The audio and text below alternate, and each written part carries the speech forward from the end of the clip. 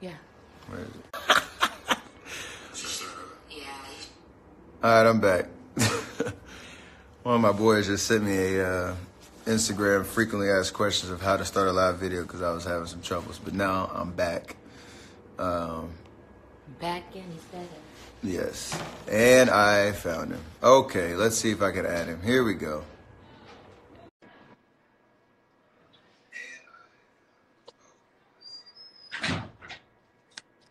Just waiting a second. There he is. Hey, Steph. How you Scott, doing? how you doing? Doing good, man. Thank you so much for taking the time to have this conversation with me. I want to introduce you to all the followers and people that are watching. This is Scott Kelly, a highly esteemed NASA astronaut. I don't want the specific title. I don't want to. I'll let you speak on that exactly your background, your history, so people can really know who you are. Yeah, that's good. That's pretty good. I'm a retired Navy captain, astronaut. Flew in space 4 times, twice on the space shuttle, twice to the International Space Station, and recently spent almost a year on board the ISS, getting home in 2016. Yeah, I'd much rather you go through that than me try to Yeah, roll well, through the list. and I can't shoot a 3-pointer to save my life, so I think we're fair. We're even. That sounds good. But just so that people understand the background, obviously, there's been a lot of conversations and reaction to a podcast that I was on about 2 weeks ago, where we were having a kind of a just impromptu conversation, and it started to go down into some conspiracies, and I made a comment about the moon landing. It was a very unfortunate situation for me because it's a comment that was made in jest and not to be taken seriously, but the headlines and the reaction kind of took a life of its own. And quite honestly, you were one of the first people that reached out, wanting to have a conversation with me in particular. And I think that it was important for me to understand, one, the magnitude of things that I say in my comments and how much weight they carry, no matter if I, am joking or not. But to really honor that in every situation that I am, I put myself in, and for me to reflect on the last week, it's been one of those kind of situations where I've had President Obama reach out. I've had yourself, one other astronaut that really want to educate me on how significant the moon landing was. Obviously it was real, but in terms of the sense of national pride and how that exploration for mankind has pushed boundaries and limits on what is possible, pushed our imagination for what is what we can accomplish if we put resources in our mind, and obviously guys like you who have dedicated their life's work to that industry, and pushing us forward as a society and a human race. And so I do not want in any way, shape, or form to demean the significant accomplishment that you and people that you work with on a daily basis were able to to make a reality. And so for that, I'm obviously genuinely sorry for how that came across, and I want to use this as an opportunity, obviously, to promote some positivity, some progress for us as we talk about again NASA's work that's ongoing today. And then you reached out to me and wanted to have that conversation. So I wanted to kind of put a question out to you in terms of I don't have much background and knowledge and information on exactly the ins and outs of what goes on in NASA, kind of what your experience has been, and really just to start kind of why did you get into that profession, and kind of what's your experience been working for NASA and being an astronaut? Yeah, it's interesting. I'm kind of familiar a little bit with these internet stories taking on a life of its own, because I said something recently that just went absolutely insane, and it's unfortunate, and it's really hard to walk back. And the other thing is, I actually get a lot of people when I do public speaking that'll bring these things up about the moon and the Earth being flat. And it's funny. I get it. I think it's funny at times. But what happens is then when people believe those things, they believe the other things that are more important, like climate change, not being real, and vaccines, and 9/11 being a government conspiracy theory. So that's why I recognize, and I think this is so important to have a conversation like this, because it puts our, it highlights science, like you said, and science is so important to our, to our kids, to our country, to our economy.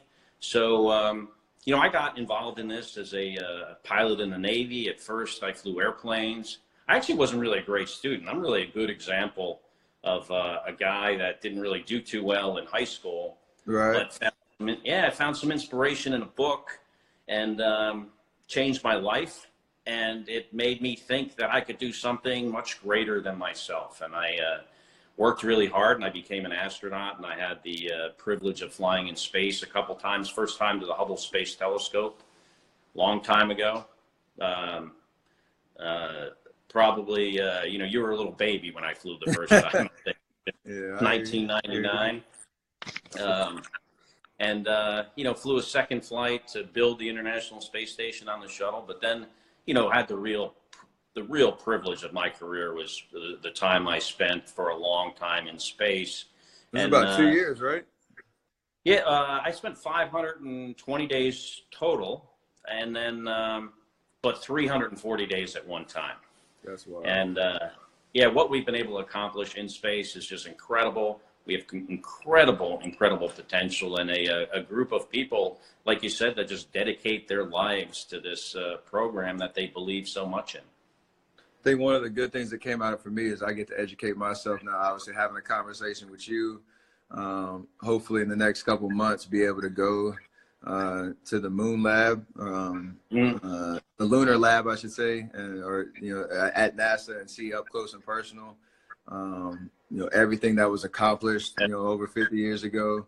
Understand how I myself can articulate, the findings and the experience that that was accomplished there, and be able to explain to people that ask me, kind of what I believe in. So, what should I expect when I go in terms of the experience, the people that are there, the people that work there, and kind of getting immersed into the true history of our country?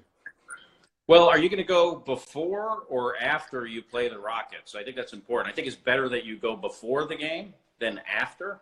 I think if you go after, you might not get as good of a reception. Right, all the Rocket fans down there. But and they're my team, by the way. So go Rockets. I'm from Houston. But what you can expect, I think you'll expect a great reception. The people there are wonderful. Texans are wonderful in general. The Lunar Lab is very interesting. You'll have to put on what's called a bunny suit, so you cover yourself up completely, because the rocks, they don't want to, even today, 50 years later, they don't want to contaminate these rocks. They're still doing science with them. And it's interesting. We got 800 pounds of those rocks from the moon, spread them out through universities all over the world. And they're 200 years older than any rock. Most of them are 200 years older than any rock on Earth. So, clearly they didn't come from Earth. Then they came from the moon on the Apollo space program. So, you'll get to see all the stuff in the Lunar Lab. But then I'm sure they're going to show you other things that NASA is doing right now. We are gearing up to next year, maybe early the year after, launch 2 different types of spacecraft: a SpaceX vehicle to launch crew members into space to the International Space Station. This is the first time we'll be doing that on SpaceX. Boeing's building a similar vehicle to do the same thing. And that'll be the first time that we're launching people from the U.S. soil into orbit. We had space. Virgin Galactic actually launched 2 guys into space in a suborbital flight here a few days ago. But hopefully we'll be launching into orbit again. We're building a rocket for deep space exploration to go back to the moon. someday, and you'll get to hear about that. You'll get to see the simulators we use for the space station. So I think it'll mission control, which is very interesting, including the Apollo mission control. I think they'll want to show you that. So, I think all this stuff will be a really good, informative visit for you. And hopefully, if I'm in town, whenever it is, I can stop by and join some of the video. We'd definitely love to obviously meet you in person and kind of have you walk us through, along with all the other experienced people at NASA. But in terms of like the one other call out and how the reaction has kind of come from these headlines, as you call them, in terms of like for our next generation, the power of science, the belief in science, I know a lot of schools and kind of our generation in terms of STEM learning and things that really can propel our society forward with the next generation, really, investing in themselves in these areas. I know that's important, and I never want my comments to put that in question in terms of, people doubting science, even, and just, how important that is for us to keep, moving our society forward. I guess in terms, what kind of work have you seen and progress have you seen in that area, and how kids are these days are really, opening up their minds and their imagination to what's possible for their future? I think there are certain areas, certain schools, certain areas of the country that have good STEM education programs. And then other places that, are falling behind.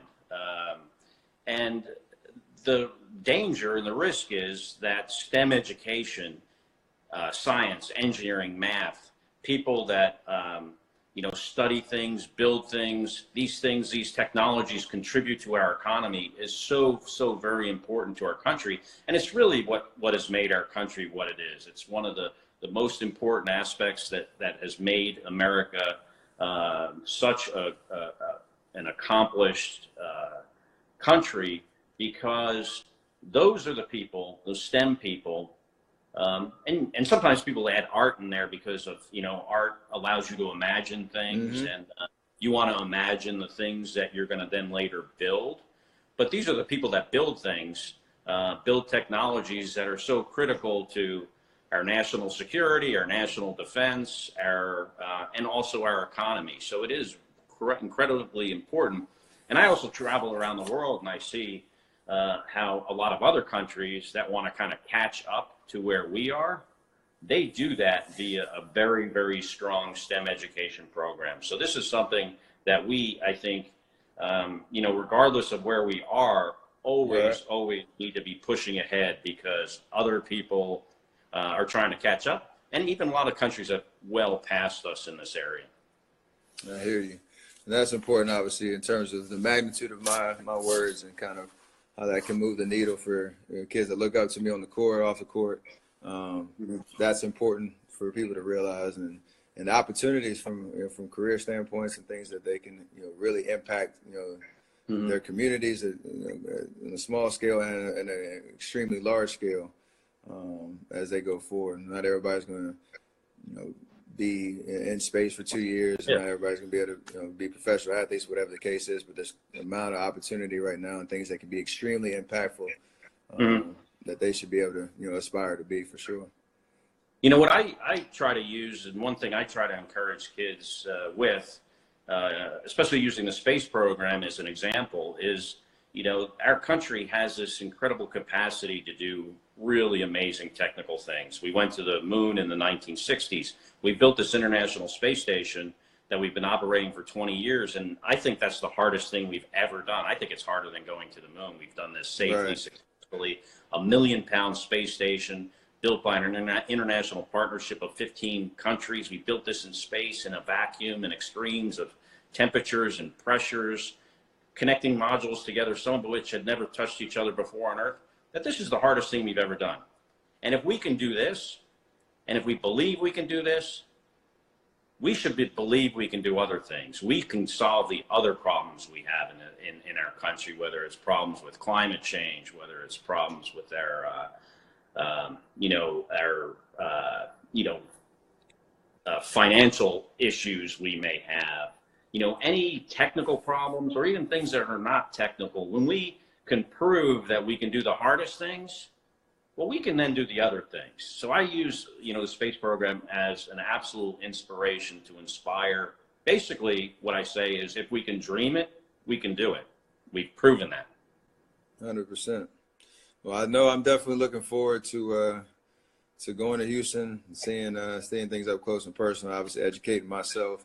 I hope that you are able to be there. Hopefully the schedules align and some more good will come out of this, and more awareness exactly of all the great work that's going on inside of NASA. But again, thank you for taking the time to talk to me. I know it's been a wild week, and hopefully people understand exactly the true belief in our country and what we've been able to accomplish should never be put into question.